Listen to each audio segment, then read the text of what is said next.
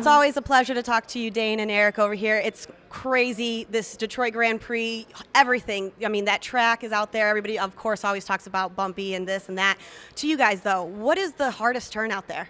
The hardest turn, It's probably the turn 1-2 section is really tricky.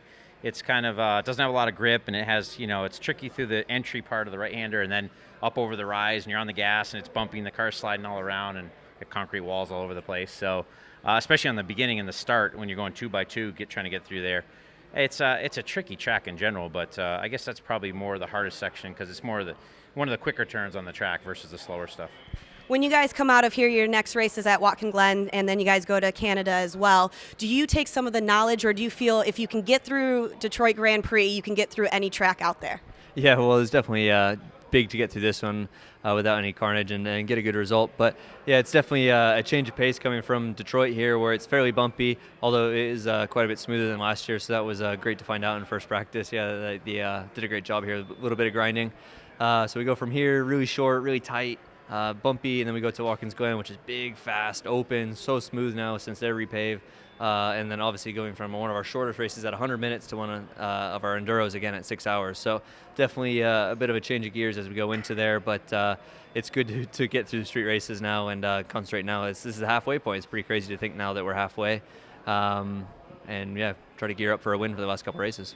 When you guys do your endurance races, I know everything's about strategy, fueling, this, that combination, but what goes through your mind, both of you, when you're talking to each other? Do you decide who's going to do what, where we're going to do? What's the mindset on that? Yeah, I mean, for sure, they're different types. So we start the season at the Daytona 24-hour, and it's Dane and myself, and then two other drivers. So there's 4 of us total. And it's tricky. I mean, you're trying to run 2 or 3 hours at a piece, and it's a real strategy of its own doing 24 hours, and a really tricky event at Daytona. Then we go to Sebring, which is 12 hours. Again, a tricky track with just a third driver. And then the next one we're talking about, Watkins Glen, is a 6-hour race, and Dane and I have done it just the 2 of us, for the last couple of years. So that's probably the way we'll do it. But yeah, it's tricky. Who drives when? How long do you drive? Depending if it's hot or if it's raining or the strategy, it's constantly changing. So you kind of put a plan together. Okay, this guy's going to drive then, this guy's going to drive then, but anything can happen. Yellows, cautions, wrecks, rain, heat, whatever. So it's just it's a tricky game. So you plan it out, but it never quite goes that way. So, but we've done well at the 6-hour in the past. So we love that track. It's one of my favorite all time. But so we're excited. I mean, it's time to take that Whelen Cadillac and put it up on that top step of the podium. Well, it's always good to talk to you guys. Do you have any last words for the fans of Detroit, for the Detroit Grand Prix, and everybody else watching? No, it's been great to see the improvements year in and year out. Obviously, it's been maybe 4 or 5 years now for me coming here to this event. Every year it gets a bit better.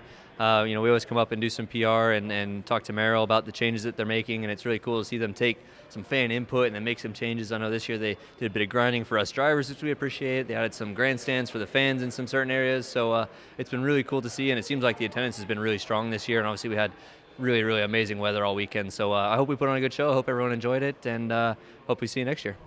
And they can't miss those 2 big Patron tents over there. We saw those ones. Next. I know. I mean, we're all headed to Patron now. But thank you guys so much for stopping by. We have Eric and Dane.